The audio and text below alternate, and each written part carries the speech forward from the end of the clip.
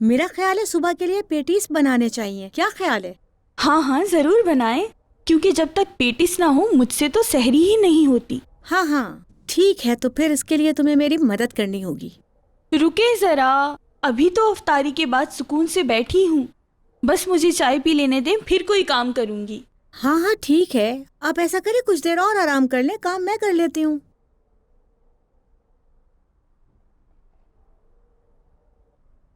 मिरान भाई वाली अंगूठी ज्यादा अच्छी थी क्योंकि उस पे तितली बनी हुई थी। उसको जब मैं पहनती थी तो ऐसा लगता था जैसे मैं तितली बन के उड़ रही हूँ।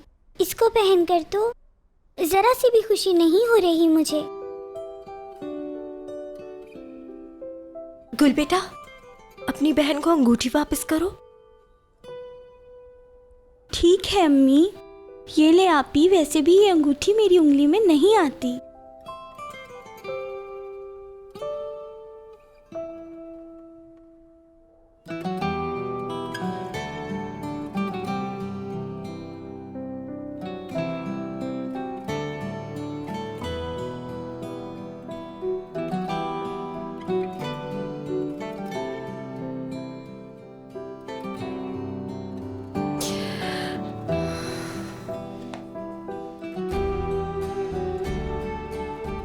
रियान, क्या अंगूठी नहीं पहनोगी?